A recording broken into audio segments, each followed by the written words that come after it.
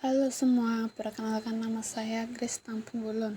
Pada kesempatan kali ini, saya akan membahas tentang pemotongan PPh pasal 24.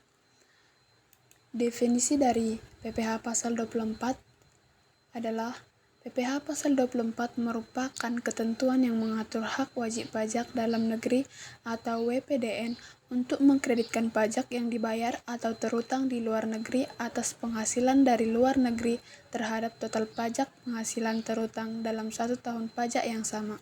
Dasar hukum pengenaan pajak PPh pasal 24 yaitu ada di Undang-Undang Nomor 7 Tahun 1983 tentang pajak penghasilan, sebagaimana telah beberapa kali diubah terakhir dengan Undang-Undang Nomor 36 Tahun 2008 atau Undang-Undang PPh. Yang kedua tercantum dalam Pasal 24 Ayat 1 dan 2 Undang-Undang PPh. Objek PPh Pasal 24.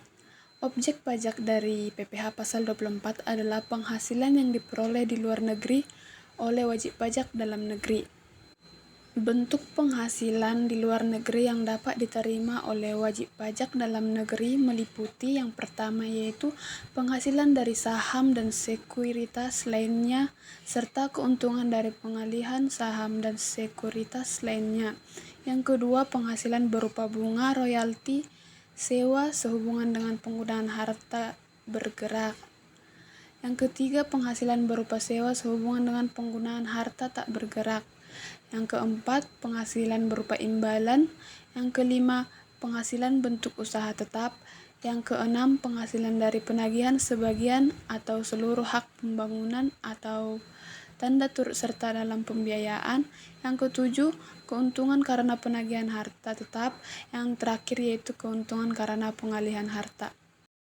Selanjutnya yaitu subjek PPh pasal 24. Subjek dari PPh pasal 24 adalah orang pribadi dan badan yang menerima atau memperoleh pendapatan di luar negeri termasuk bentuk usaha tetap atau BUT. Pengkreditan pajak. Pasal 24 Ayat 1 Undang-Undang Nomor 36 Tahun 2008 tentang PPh, pajak yang dibayar atau terutang di luar negeri atas penghasilan dari luar negeri yang diterima atau diperoleh wajib pajak dalam negeri boleh dikreditkan terhadap pajak yang terutang berdasarkan undang-undang dalam tahun pajak yang sama. Selanjutnya yaitu contoh perhitungan. Di sini ada satu contoh suatu perusahaan yaitu PT Kartika yang dimana pada tahun 2006 memperoleh penghasilan neto sebagai berikut. Dari laba usaha di dalam negeri sejumlah 500 juta, dari negara A berupa laba usaha 250 juta, dari negara B rugi 400 juta, dari negara C berupa laba usaha 300 juta.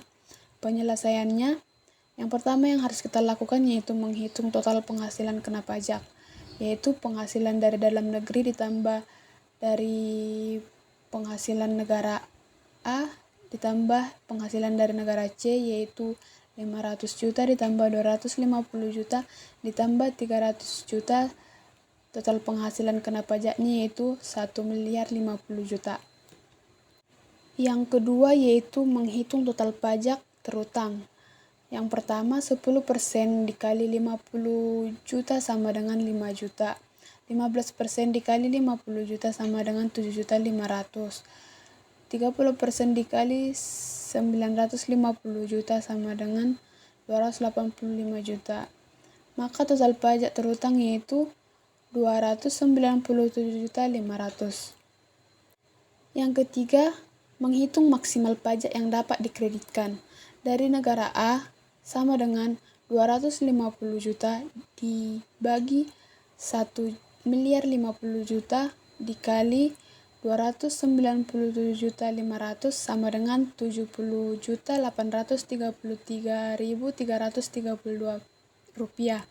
Dari negara C 300 juta dibagi 1.050 juta dikali 297.500 sama dengan 85 juta.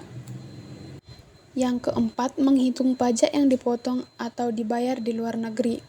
Dari negara A 20% dikali 250 juta sama dengan 50 juta. Dari negara C 35% dikali 300 juta sama dengan 105 juta.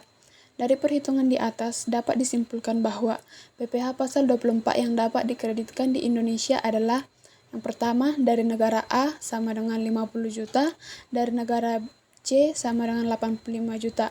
Maka dari negara A ditambah dari negara C sama dengan total kredit pajak PPh pasal 24-nya sejumlah 135 juta.